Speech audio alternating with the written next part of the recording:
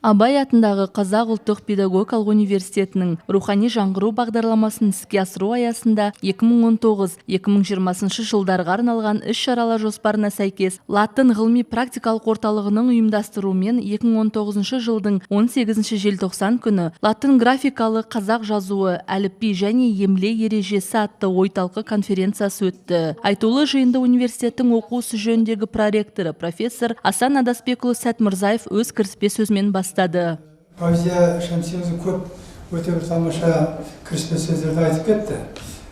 Бұл латын әліпби қарпіне көшу мәселесі қай уақыттан бері қолға алынған туралы мен тоқтамай-ақ қояйын. Бәрімізге, баршамызға мәлім. Осыған орай елімізде көптеген расында да көп шаралар атқарылып жатыр.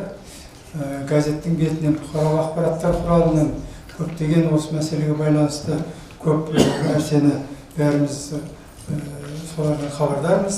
Әрине, соның бәрін ескере отырып, біздің университетіміздің жанында, өздеріңіз білесіздер, латын ғылыми-практикалық орталық ашылған болатын. Сол орталықтың директоры, мінекей бәрімізге аса құрметті әріптесіміз Фаузия Шәмсиқызы басқарып келеді. Осы орталықтың да атқарып жатқан шаралары жеткілікті. Сол енді сол шаралардың бірі мына бүгінгі біздің басталғалы отырған латын графикалы қазақ жазуы, әліпби және емле ережесі атты орталыққа конференция.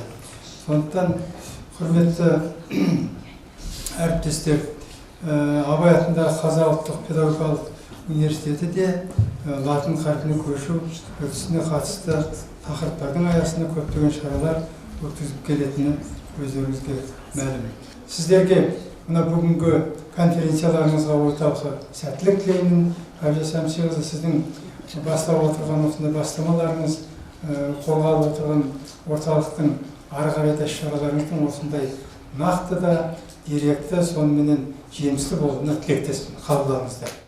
Шарада латын ғылыми-практикалық орталығының директоры, педагогика ғылымдарының докторы, профессор, шара модераторы Фаузия Шәмсиқызы Оразбаева сөз сөйледі. Сонымен қатар, айтулы конференцияда бірнеше баяндамалар оқылды. Атап айтсақ, латын әліпбилі жазуды жаңаша оқыту әдістері тақырыбында университеттің қауымдастырылған профессоры, филология ғылымдарының докторы Нағима Ілиясова, латын әліпбилі қазақ жазуын білім алушыларға меңгертудің жолдары тақырыбында университеттің қауымдастырылған профессоры, филология ғылымдарының кандидаты Майра Жүнісова және жаңа ұлттық әліпби қазақ жазуын жаңғырту тақырыбында өрлеу орталығының оқытушысы доцент Ақбота Қоңырова өз баяндамаларын ортаға салды. Сондай-ақ конференция барысында латын әліпбиінің бүгінгі жай-күйі тақырыбында Мемлекеттік тілді дамыту институтының атқарушы директоры Бижомарт Қапалбек және латын графикасына негізделген қазақ жазуы, орфографиялық талдаулар тақырыбында Ахмет Байтұрсынұлы атындағы тіл білімі институтының тіл мәдениеті бөлімінің меңгерушісі Назира Әміржанова өздерінің ойталқы дәрістерін ұсынды.